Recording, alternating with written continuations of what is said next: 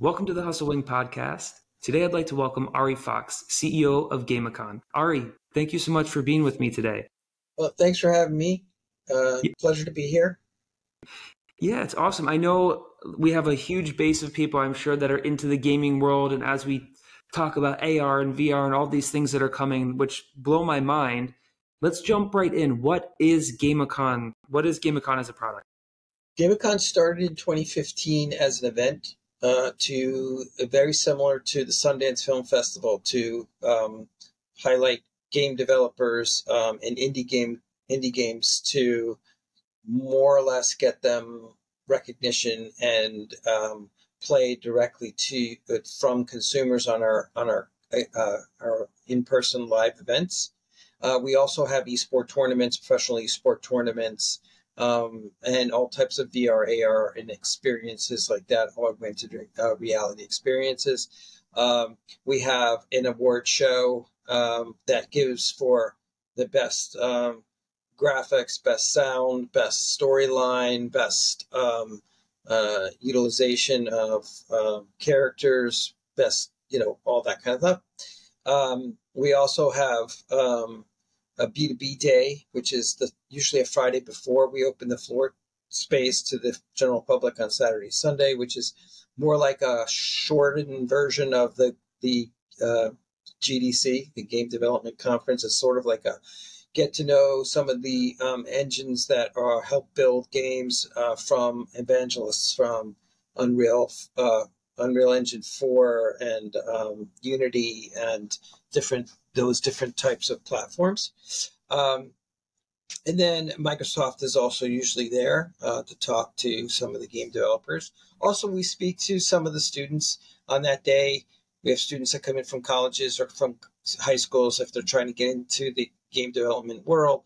That's what happens on that day. And then the Saturday, Sunday, as I said, is open to the general public. We have an actual award show usually on Saturday evening. We have music of bands that play music for games. So we have concerts and we have influencers that come and give talks, and we have different type. We have comedians, we have shows, we have laser tag. There's a lot going on at a Gameacon when we do it. So it started then years ago, and then it sort of became an overall company as itself.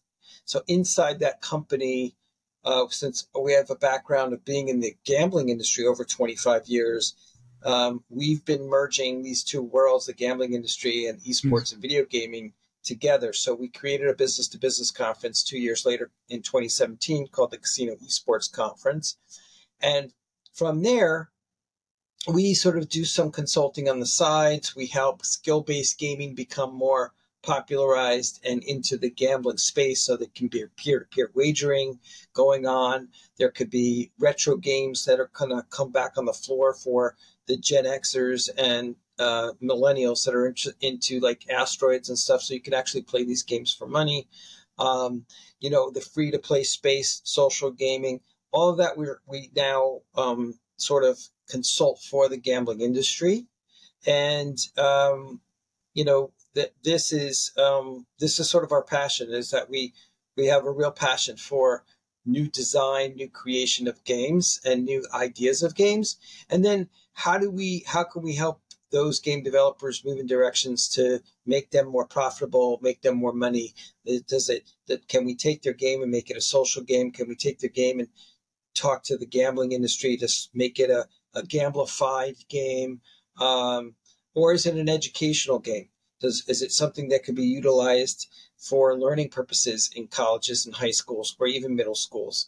So we try to help the game development industry as well as all industries, because what we are here to do as Gameacon from our very own roots is to help both these industries find ways to create more, to build more, and that's a passion of ours. It's always been a passion of ours. So the two questions before I move on, I'm going to talk in a second about challenges and projects that you guys have going on. But one thing I'm wondering is, in 2015, when you guys started, where was the event, and where will the event be? Your next event, where will that be? So where was it in 2015, and where will it be this So year? we started it. So because of our relationships with the gambling industries on the brick and mortar side, we had friends that allowed. First of all, no investors have ever given my brother and myself, who started Gameacon in 2015, any investment money. So it was all bootstrapped. We bootstrapped everything, grassroots, bootstrapped. Oh, let's have an event here. We called up our friends at the casino. Can we utilize your event center or your hall? Sure, we'll give you a good deal. We got a great deal on it. Okay, my brother and I, how are we going to come up with the money to pay the casino? Oh, we'll get some sponsors. We get some sponsors. We can pay the casino. And then, we sell tickets. We don't make any money on it. It's just been a passion for years and years. And it's been that way ever since. So our next event is we're hoping, we already sent a proposal to Resorts Casino in Atlantic City. We sent them a proposal to do a Gameacon there in January. So it's after New Year's. It's be the first week of January when all the college kids are going back to school. And then there'll be some high schools that hopefully will also be in school, but it's a weekend, so people could, workload will be light for students. So we'll have the students come, but it's all for all ages, even though it's held in casinos. But we had to have it in casinos because our friends are in that industry. We've known them for years, and they helped us out. So, and they like to have the people come in, obviously not the younger ones, but if the parents come, they'll maybe go to the floor, or maybe they'll buy a drink or eat at a restaurant or whatever it is. So it helps them, it helps us. And so we found our partnership there. Again, no investors with us, and it's been very difficult. That's our biggest. You're going to ask me, what's our challenge? That's our challenge, is that we've done this on our own for many, many years. And we started in the gambling business, doing marketing for the gambling casinos many years ago. I'm a gamer, been a video gamer my whole life, but I had a passion for this, and so we saw that there could be an intersection between these two industries. But the companies and businesses that we started 24 years ago, we don't have them anymore. So those were helping us promote the Gameacon business. We were sort of using some money to sort of build that, but we never really made a lot of money in that. So we're still looking for investors. We're still looking for people who'd be interested in our overall view of it. And we do consulting work for some of the casinos now on how they can start their esports programs. That's everything from bringing in skill-based gaming to their floor, to peer-to-peer wagering, to wagering or betting on esports, and then internally hiring people for an esports division, a department for these casinos. So there's a big business there. I haven't had the right people that come across that could help me really get this to a point where it could be great for many people. Well, I know I'm certain there's people that are listening that are maybe they're interested in investing, or maybe they're interested in partnerships. And there's definitely that group of people because of this audience, which is very large at this point. I'm sure there's people that fit in those buckets. But for folks that are listening, the majority of our audience is, they're side hustlers, they're contract workers. What of the projects and the challenge that you just mentioned, big one, how do you see people from our community being able to collaborate with Gameacon to help you guys hit some of these milestones? Is there a commission-based structure? Are there sales and marketing rules? Yes, we definitely have a commission-based structure.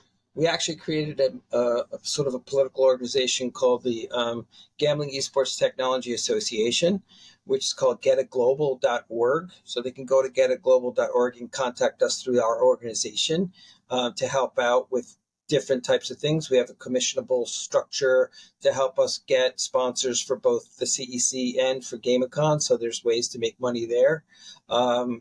Then, there's also ways that if they know someone that is, would like to invest and they work for somebody, or they have worked for a bigger company and they can make the connection, there's obviously commission or finder's fees for that. So there's a lot of layers and ways that we are open to negotiation to get all that done. we're passionate about what we do, and we know that if we get the right people to help us, we'd be more than willing to share the pieces of the pie. It's at this point, I've been doing this for so many years. It's just like, I want to just see it happen. It's not even about the money anymore. I want to make everybody else wealthy, and I'm willing to share it. I'm not going to make 400% more than the workers that are working for me like they are in the auto industry. That is absurd and disgusting.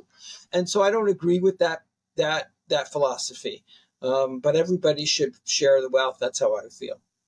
So for folks listening that might have a marketing background and they can help with landing pages, or maybe they're salespeople, or maybe they're partnership people, should they be obviously Hustlewing, our site will post, we're going to do a write-up and a post for Gameacon, and they can reach out through that. Should they be putting their antennas up to say, yeah, this is an opportunity I can help? Absolutely. Absolutely. I was just on a call with a gentleman earlier today who had started an esports apparel company. And so I talked to him, but, he's got 2 kids, he's married, and, he needs money right away. And I'm like, I can't give you a salary, but I could help. You can do commissional stuff. So, side hustles are important, and it's just always been my side hustle, but it's like a side hustle and a full-time thing. And it's just been, it's a labor of love. Trust me, I get a lot from my new wife. I just got married in August for the second time. So, I get a lot of flack, like, what are you doing? Why are you doing this? And for people that aren't in the industry, in the gaming industry, I've been to GDC many times.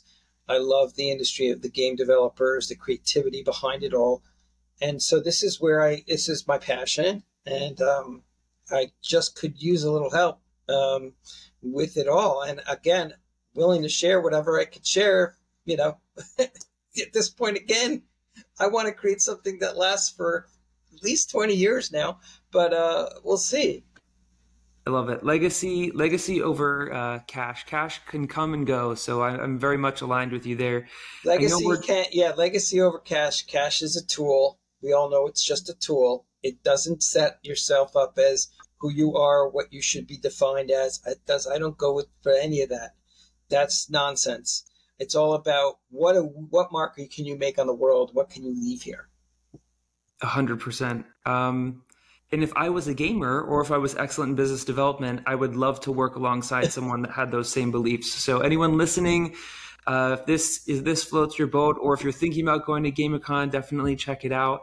Ari, I really appreciate your time today. It's been an absolute pleasure. I love that you're helping give a voice to these smaller developers. It's millions and millions of hours building these games. I know it's not easy. And Atlantic City can use any help it can get. So I appreciate that too. Yeah, definitely. But thanks. I have a lot of government contacts there too that would be happy to have someone set up a shop there, studio, whatever.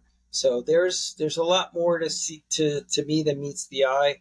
I have over 12,000 contacts on LinkedIn. I know a lot of people in a lot of industries, particularly mostly video gaming and the gambling space, but I know a lot of legal people and a lot of government people as well. So any way I can help, it's what I'm here for. Awesome. Ari, thank you so much. I hope you have a great week. Thanks for being on the podcast today. You too. Thank you for having me. Take care.